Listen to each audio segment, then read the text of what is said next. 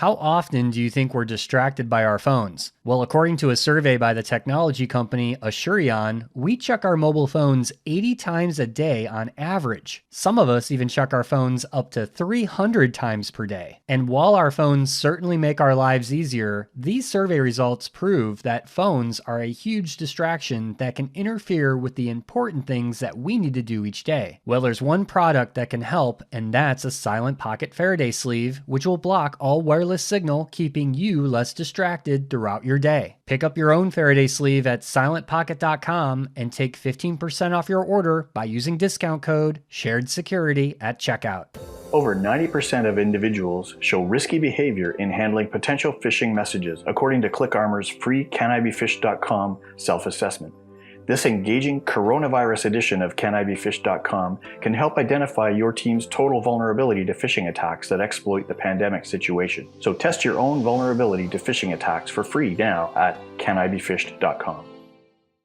Joining me on this week's show of the Shared Security Podcast is frequent guest and maybe I should say the most entertaining guest that we have, which is the Mr. Famous Kevin Johnson. I don't even know how to respond to that. Okay. That was the points. Always good to have you back on the show, Kevin. How are things? Thanks for having me. Yeah. Good. How's the pen making going?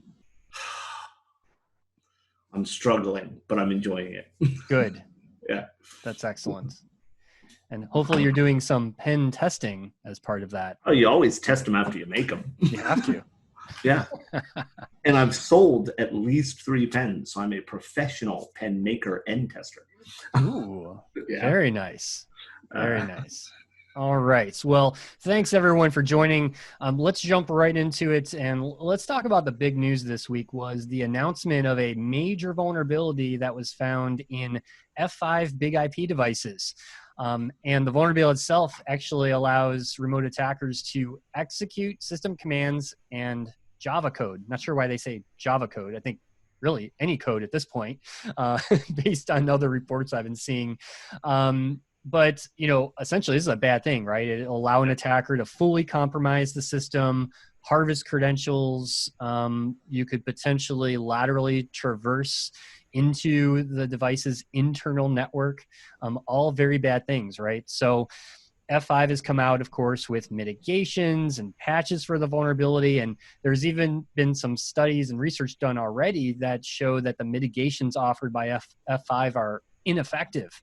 And customers can only fix the issue by patching the devices. So first off, Kevin, I'd like to get your thoughts on this, but what is a F5 big IP for our listeners that may not be familiar with the technology, and why is this news such a big deal? Yeah, and it's confuses a lot of people because they think it's the refresh button on their keyboard. Not the same thing. F5 is actually the company that builds the big IP. And originally, at its core, it was just a load balancer. It was designed to be able to, as incoming traffic is coming in, to redirect it to different back-end servers so that you didn't have to have these huge servers or the server wouldn't crash, right?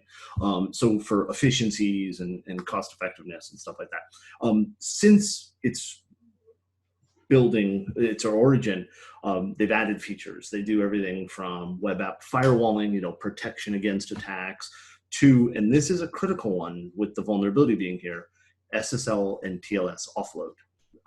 So, right, we all know that we want encrypted traffic between our clients and our servers. One of the things that the big IP does is it will do offloading so that coming in from the clients, it handles encryption. And then behind it, it either re-encrypts or passes it unencrypted, which means if an attacker can get access to that device, they theoretically and really do have access to every bit of traffic that traverses it unencrypted. Wow. And since F5 big IP devices are used on pretty critical systems, I know many banks use them, many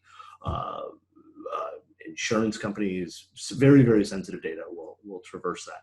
So it's bad that they have the vulnerability. It's worse what that vulnerability, if exploited, gives the attacker access to.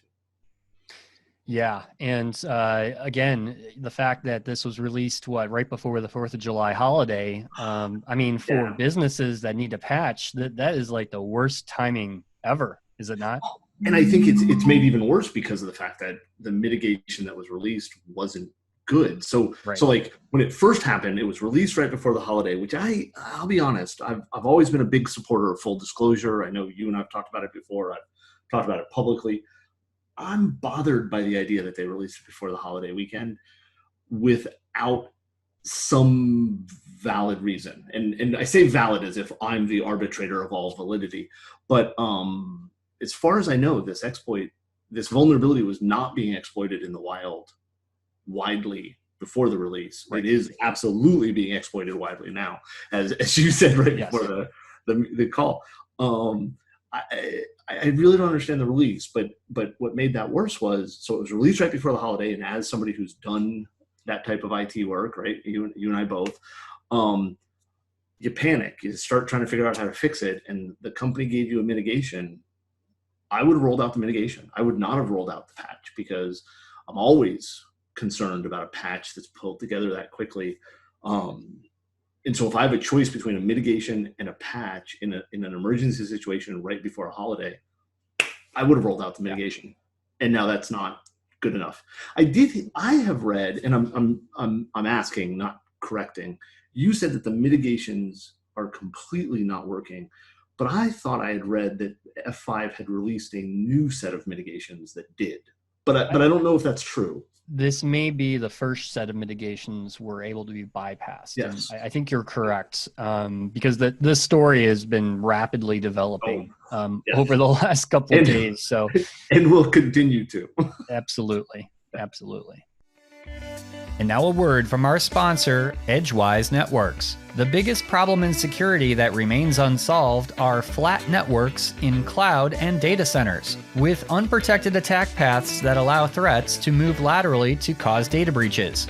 But microsegmentation using network addresses is complicated and takes too much time. But there's a better approach: Edgewise Zero Trust Auto Segmentation. Edgewise is impossibly simple microsegmentation, delivering results immediately with a security outcome that's provable. At the core of Edgewise Auto Segmentation is Zero Trust Identity, which allows workloads to communicate only after their software identity has been verified. Malicious or unimproved software is no longer allowed to communicate. Identity-based protection provides more coverage with fewer policies to make Edgewise simple to deploy and manage. No changes to the application or network are required. One solution protects virtual machines and containers in the cloud and on-premises. To stop lateral threat movement and prevent breaches, visit edgewise.net for a demo and to see results within minutes.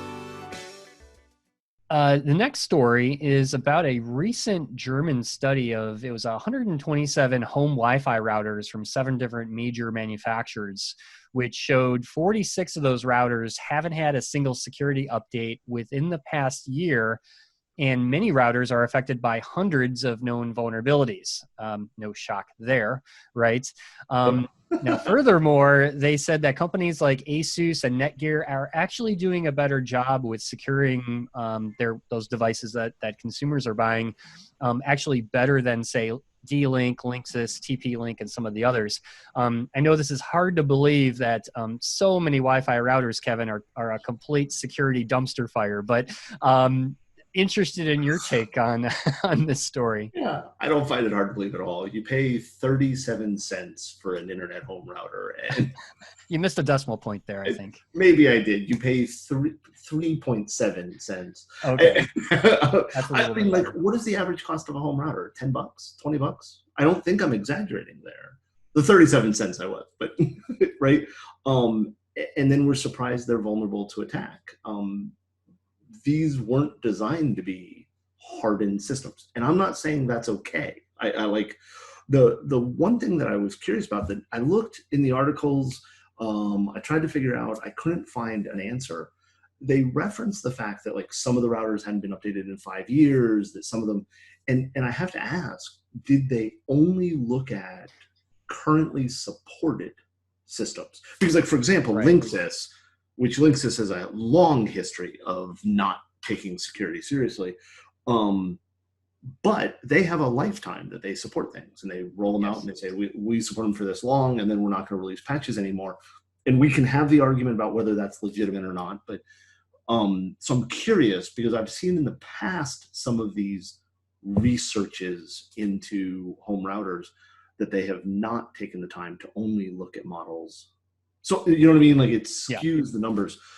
The one thing that the article did say that I found interesting, and I think is the most damning piece of information, it's not that the routers have vulnerabilities, and it's not that, hey, that router hasn't been updated in a year. The part that bothered me the most was the fact that even the routers that were being updated, they were not updating known vulnerabilities. And so they're releasing a piece of firmware, and I want to be very clear here.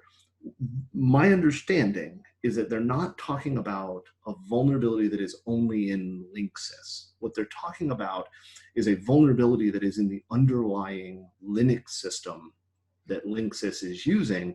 So it's not even like Linksys has to create the patch. Yeah.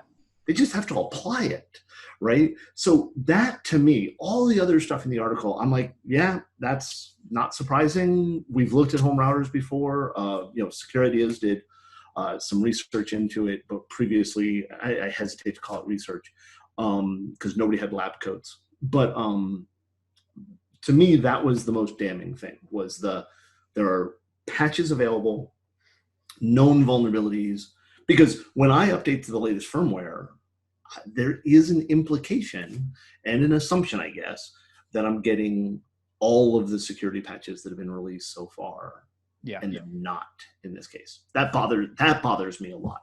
Yeah. So. And I think it adds to the fact that we don't know how many of these routers can be updated or are updated by the people that own them, right? How do you even know that there is an update available? A lot of these routers, they don't notify you. There's no way for someone to even know that their router is vulnerable. So and big problem. They used to not have auto updates on. I'm glad to say that a lot of routers now do ship with, right? I know the routers in my house and at my office, they all update automatically, and I don't have to do anything. But I'll go back to, that gave me a false sense of security until I read, hey, wait a minute, they're not applying these patches. So that one I'm curious about. Yeah. So, which is an excuse for everyone to go out and buy a new router, because if you got something that's sitting around for, 10 years and you're still using it, my suggestion is to get rid of it, as quickly as possible. We don't need excuses to buy new tech nerd stuff. Yeah, exactly. Yeah, totally. Go buy a new router. I will agree with that. I hate to say it, I like the fact that I don't like the fact I just had to replace a refrigerator, but I had to replace a refrigerator. My previous one, I had 10, 12 years. That's awesome. I like that. But I really think people need to start treating their wireless routers as not quite disposable, but disposable. Yeah. I don't know many router companies of the Linksys and D-Link and the $20 router, the $30 router from Walmart. I don't know many of them that support those routers past a year or two. Yeah, great points. So our last story this week is about a new 18-month study from Digital Shadows, how they've detailed how account takeover has never been easier or cheaper for cyber criminals. So this research, interesting research, by the way, they say that there's over 15 billion stolen accounts available in underground hacker forums. And what I found interesting was that they were talking about the value of some of these credentials. So, for example, credentials with administrative access to, say, a corporation, those can range from like $3,000 all the way up to $120,000. Consumer bank account credentials are about $70, and VPN and Netflix accounts, those are going for as little as $10.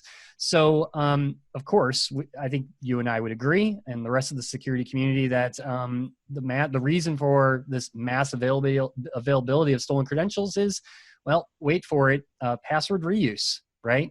And poor password choices. So what do you think of this news, Kevin? I first want to ask, what idiot is paying more for a password to a Netflix account than they would pay for Netflix directly? That's the one number that really bothers me. Isn't That's a Netflix great question. like $10? Yeah. Like, why would you pay $10? I'm willing to give that guy my credentials. He could get it to me for $9.50. And maybe I'm wrong in how much Netflix is, but that one struck me. This is one of those things. This feels to me like a government-sponsored study because I feel like it was a waste of time. Of course, credentials are available in the underground hacker market. I do think that the cost of them is interesting. Yeah. $120,000 for an admin credential. Now, of course, we all know that the costs are inflated because they're using stolen credit cards to pay for them. So, and Bitcoin and yeah. So it's bad. I hate to say it. We're not beating a dead horse because I think it's an important topic. So I guess we're beating a live horse, which sounds awful. We have to get people to stop reusing passwords. And it's too easy. I've said it before publicly. I'll say it again. I reuse passwords. I have a throwaway password that I use when I am logging into something that I don't actually want to use, right? It's a throwaway password.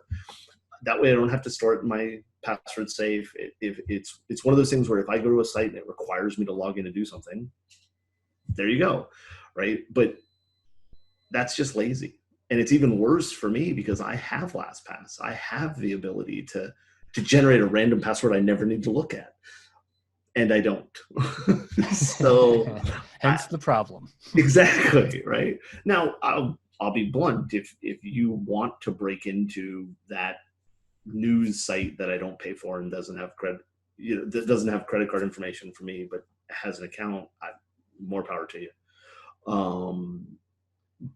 I think though, and I actually just talked about this recently in a blog post and a video I did, about Einstein. I honestly think that the problem we have here is that we've made security too difficult for people.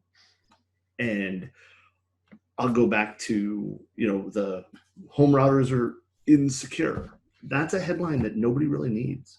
The only people who benefit from that headline are the people who put out the research. They get them attention. We're not going to convince the home routers to fix themselves. We've been trying for years. And on the flip side, why that's relevant here is that Joe Schmo and Annie Marie or whatever, who aren't technical, aren't security people, just want to use their systems. They're inundated with information they can't do anything with, and they don't know how to. And I don't use ignorant as an insult. They're ignorant of what they're supposed to pay attention to. And they're so overwhelmed with stuff that we exhaust them. And then when it gets to stop reusing passwords, something that's actually relevant, actually useful, they tune it out. And that's one of the problems, I think. And I've ranted about this for years.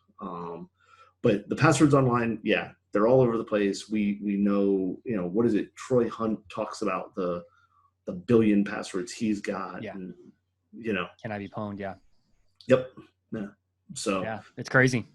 It sucks. And I think it's worse when you start looking at the administrators and the technical people that are reusing passwords like that. I mean, how many accounts have you broken into in the last 2 months that were password was COVID-19? But it had a capital C, so it was totally it had numbers. Yeah. Uppercase, lowercase numbers. It met 3 of the 4 categories. It's awesome. That's a strong password. No. Right? And it's not 8 characters, though. I just realized that. In my head, it was 8 characters. COVID-19. So the lessons learned from this podcast are: don't make your password COVID-19 and use a password manager. And wear a mask. And wear a mask, damn it. Wear a mask. That's right. So, yeah. All right. Well, thank you very much, Kevin, for your insights as always. Where can our listeners find out more about you and Secure Ideas? SecureIdeas.com. I just gave it away. Yeah, you can come out to secureideas.com, or you can join me on Twitter. I'm Darth_Kevin. I think that's my Yes, Twitter. you are. That is your Twitter. Okay, good. It's not one of your fake accounts. Last I checked. No, it's not one of my favorite. Well, it could be, but it's not. I actually use that account. Excellent. All right. Well, thank you once again, Kevin. And everyone, thanks for listening. And we'll talk again soon.